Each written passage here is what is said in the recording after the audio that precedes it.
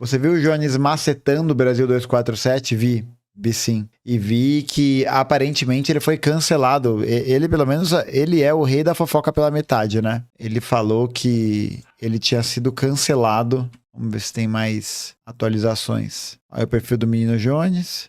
Hoje é aniversário do Almirante Negro. Muito bom. Aqui, ó. Fui cancelado. Nunca mais piso lá. Pelo jeito virou crime falar a verdade. Jones Manuel foi cancelado? Foi cancelado? Veja, Mário. Peraí, vamos ver, ó. Esse foi o motivo? Vamos ver aqui primeiro os replies. Bom, vamos ver. Por que motivo o Jones Manuel foi cancelado? Eu sei que o fascismo continua à espreita na sociedade brasileira. Justamente por isso que eu acho uma canalice estar defendendo congelar a aposentadoria de 20 milhões de aposentados brasileiros. Ou não.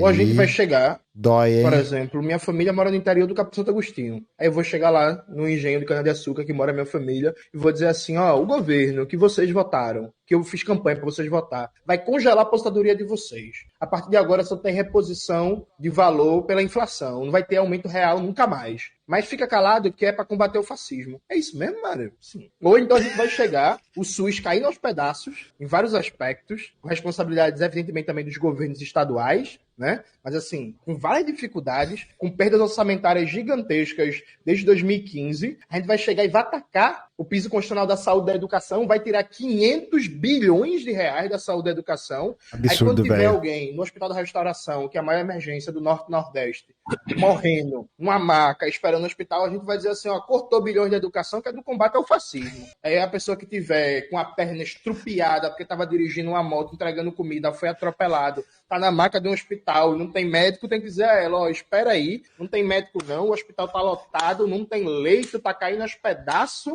mas não pode reclamar não de corte de gasto não, de austeridade não, porque o combate é o fascismo. As universidades caindo aos pedaços, na UFPE, o RU, o restaurante universitário, praticamente não funciona, a infraestrutura daquele local não é reformado há anos, do tempo que eu estudei na UFPE para agora, é claro, uma decadência física da estrutura da universidade, né? E a proposta é o quê? Cortar dinheiro da educação? Muito bom, o hein? piso constitucional da educação? Essa é a proposta? A proposta é chegar para a base de enfermeiras, de professores e professoras, de pedagogos, pedagogas, assistentes sociais, e dizer assim, vocês que fizeram campanha para o Lula em 2022, em nome de combate ao fascismo, vocês nunca mais vão ter emprego público, que a gente vai meter PPP em todo canto. Dói, né? Dói ouvir a verdade. Dói demais. Porra, bom demais. Jones Manuel cancelado em pleno 2024, né? Excelente. Cara, ainda seguindo nessa toada desse tema, eu vi uma parada que me deixou bastante impactado, né? Com relação a essa questão da posição do governo Lula sobre a luta de classes, né? E que eu acho que seria interessante para a gente poder trazer aqui um debate. A gente viu, nos últimos 2 meses, uma organização muito importante do movimento grevista do Sinasef, do Andes e da Fazubra, né? Os servidores federais que estavam reivindicando mudanças do plano de carreira, né? Mudanças também de pagamento e tal. E aí, no sábado, para você que não está sabendo, a greve foi encerrada, né? A greve acabou sendo encerrada em uma decisão dos trabalhadores organizados ali e que vão aceitar a proposta do governo. Então eu acho que é muito interessante a gente observar esse fenômeno, né, e tentar analisá-lo, porque isso mostra pra gente o quanto que as forças do governo Lula estão articuladas dentro de um lugar em que eles estão muito mais preocupados em abafar qualquer tipo de iniciativa e qualquer tipo de organização que presuma um programa que garanta independência de classe para os trabalhadores brasileiros. Essa ação, né, essa intransigência do governo com relação à greve dos servidores federais me lembrou um outro episódio histórico também, um episódio muito importante da história dos Estados Unidos, que foi a forma de como o governo de Ronald Reagan, em 1981, lidou com a greve dos controladores aéreos dos Estados Unidos, que era um conjunto ali de servidores também de caráter federal e que foram simplesmente soterrados, né, por toda a opinião pública, por toda a movimentação de intransigência que o governo fazia em relação a esses trabalhadores e tal. Então eu acho que isso é muito importante da gente pegar, né, de analisar, para a gente poder ver que esses ataques que estão sendo realizados contra a classe trabalhadora brasileira são ataques que condizem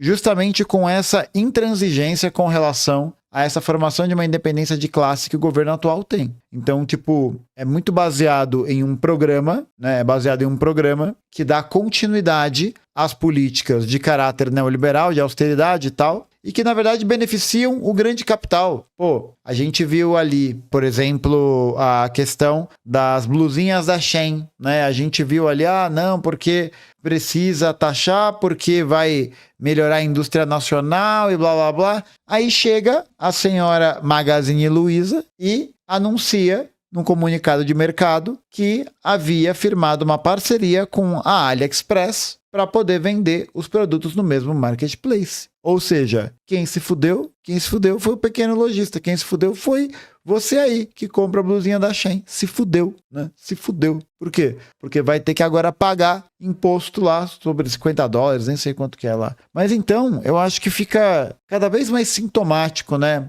A gente vê o quanto existe de espaço dentro do governo em que há um avanço de pautas neoliberais, tá ligado? E um avanço assim, tanto pelo próprio projeto, né, pela própria forma de como, por exemplo, o decreto das PPIs se ampliou, o novo teto de gastos, né? Então são movimentos de caráter político positivo, de proposição, feito pelo governo, e ao mesmo tempo também nas pautas que geram algum tipo de polêmica, que geram algum tipo de fracionamento, né, de fissura na luta de classes do Brasil, há uma tentativa de apaziguamento, né, de apaziguamento dessa própria luta de classes, tá ligado? Dessa própria luta de classes. Então, por exemplo, né, participei agora recentemente do CONUBS, né, o Congresso Nacional dos Estudantes Secundaristas do Brasil. Na eleição majoritária, foi eleito ali o presidente da OJS e tal. E, tipo, uma semana e meia depois, foi aprovado o novo ensino médio, só que com aquela proposta intermediária. Foi aprovado. Aí tá lá a foto do Camilo Santana, com essas lideranças e tudo mais. Da Uni também e tal. Aí hoje, dia 24 de junho,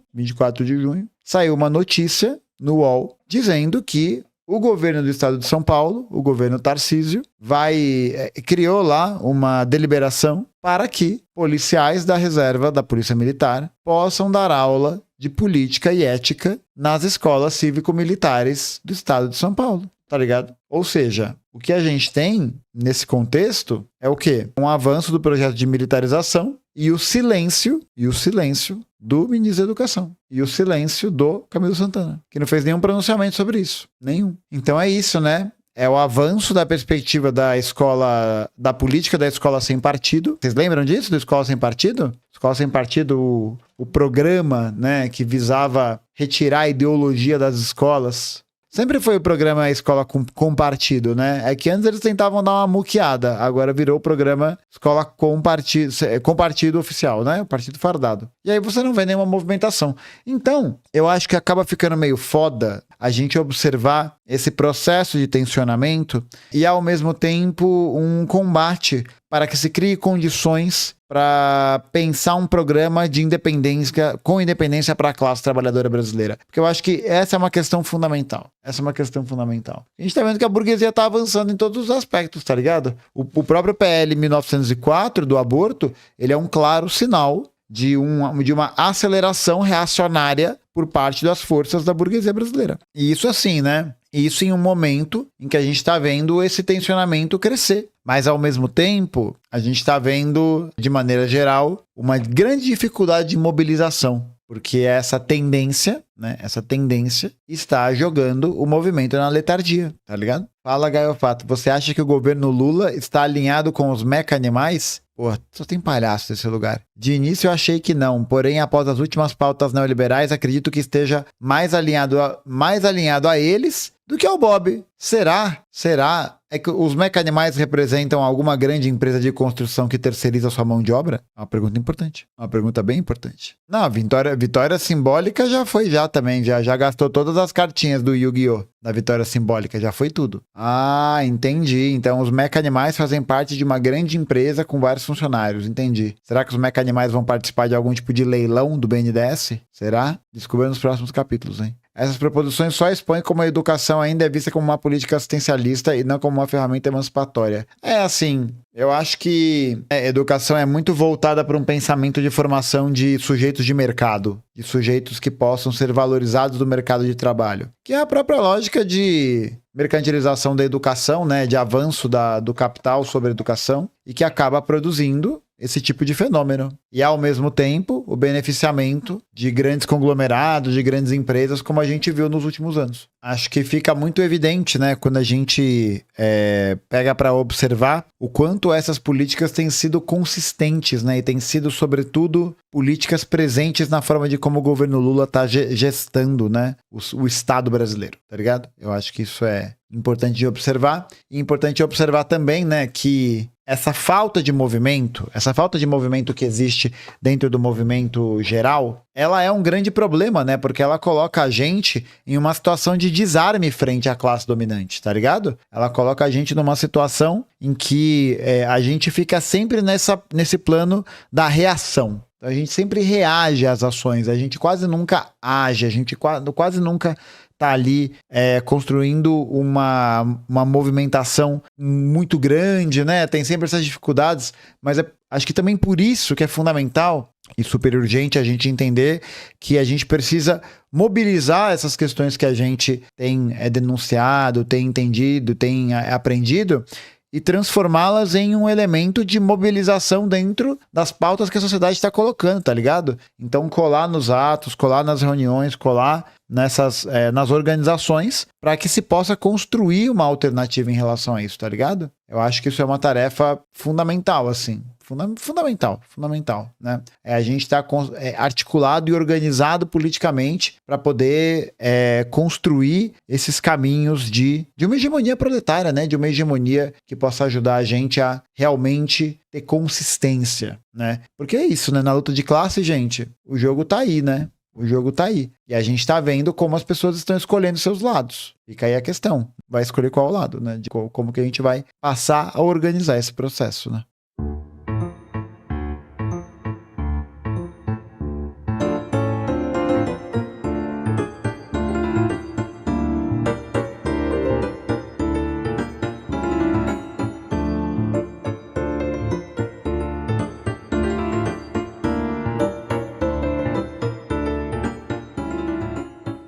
Fui de um colégio militar, péssimo ensino, doutrinação militar o tempo todo. Não, é isso, né? Eu acho que, sobretudo no neoliberalismo, ainda tem um outro aspecto, que é o fato de como a militarização está inerentemente acompanhando o processo de liberalização da economia, né? É o Estado ganhando as condições para poder implementar o projeto neoliberal, né? O projeto de segurança precisa ser colocado em jogo para poder fazer com que haja a implementação neoliberal.